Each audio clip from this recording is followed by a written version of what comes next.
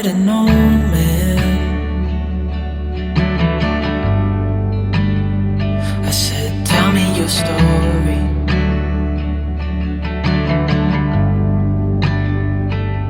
He took out an old pen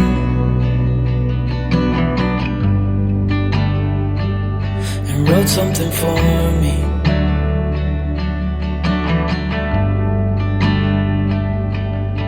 Then he kept walking on down the road, and I watched him disappear like smoke. And I thought I'd just seen a ghost. Then I looked down at what he wrote. Ladies and gentlemen, you are listening to Life Well Lived by Omobola Stephen. It's an engaging and enlightening talk show on life, relationships, and the business of life. Grab a cup of juice and just chill. Life Well Lived by Omobola Stephen. Live life. Live fully. Welcome, everybody, to this week's episode. We really appreciate you joining us. This podcast really shows us how we can all learn, live, and thrive off of each other. By sharing our knowledge through our conversations, we will impart some knowledge whilst learning ourselves how to progress even further. Here is your host.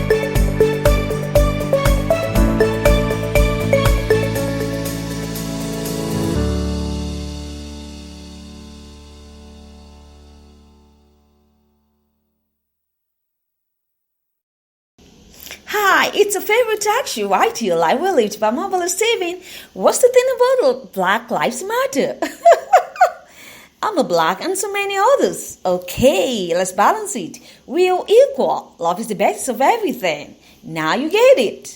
So you can catch up missed episodes of my talk show on major distribution platforms. iTunes on Listen Notes on iTunes, Google Podcast on Podchaser, on Joseph on Podcast Addicts on Castbox, on Deezer, on YouTube, and on SoundCloud. Just go ahead and search for Life Well Lived by Omobola Stephen, and you go grab a cup of fresh juice and just chill. Now, when it comes to building healthy relationships, one of the ways in doing so is to be able to have some form of control. I don't mean domineering, not at all. I mean being assertive enough to stand for what you want or be able to express how you feel.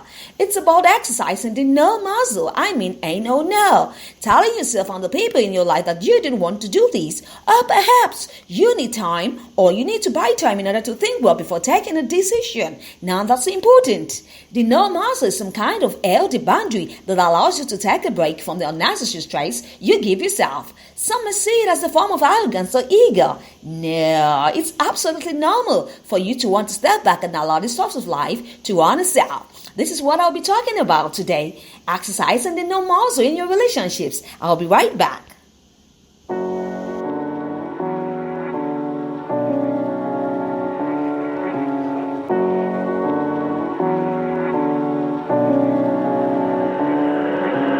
I've been wasting my time.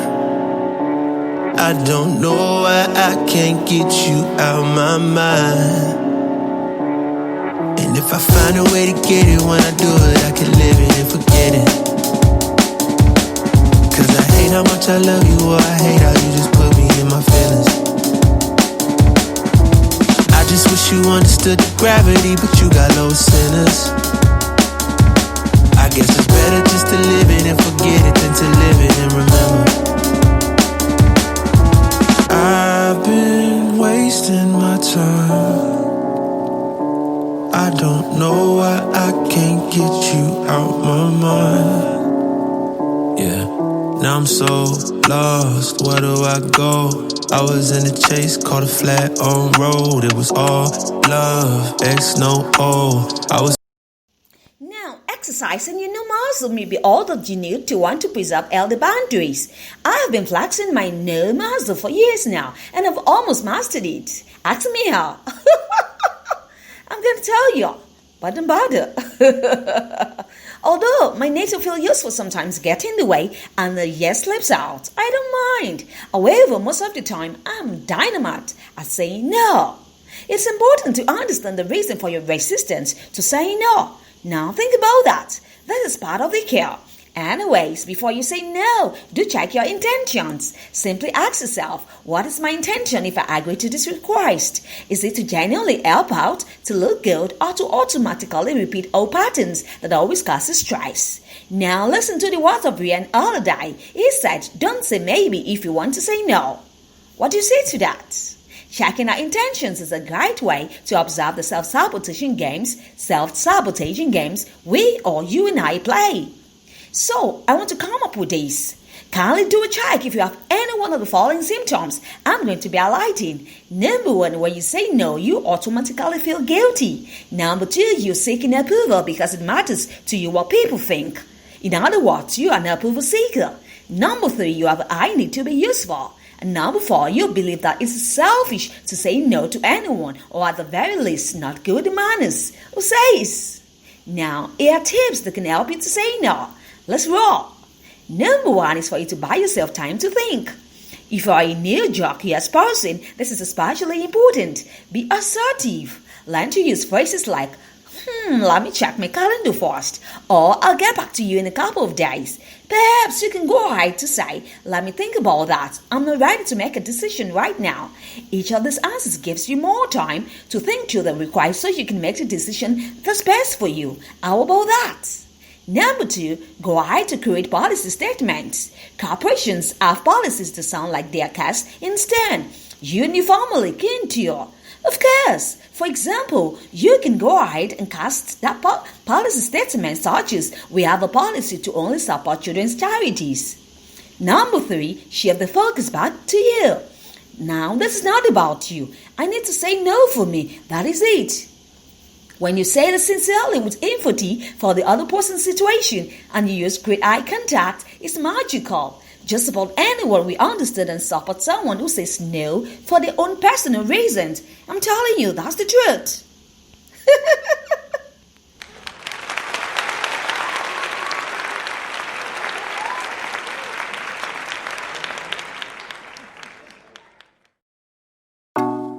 Don't think I'm ready for you.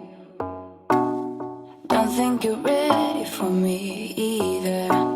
I know you've been with her too long. It's okay, I'm just saying. What if she told you that she still likes you and she wants you to come back? Would you go and pretend like I'm nothing? Although you want her, want her, want her. I need you back, back, back. I need you back, back, back. Ladies and gentlemen, you are listening to Life Well Lived by Omobola Stephen. It's an engaging and enlightening talk show on life, relationships, and the business of life. Grab a cup of juice and just chill. Life Well Lived by Omobola Stephen. Live life. Live fully. Yep, exercising the no muscle. Number 4, know your priorities and stick to that. Once again, check your most important values. If having supper together as a family is a high priority, now say no to all interruptions. I mean, say no. That includes your cell phone, TV, salespeople, or reading materials. It's difficult enough to find time for meaningful conversation. Don't you think so? So put your foot down. That's all. Number 5, keep it simple. You don't need to give long-winded explanations or make excuses about your decision to say no. You don't have to talk. That can make you vulnerable. It can.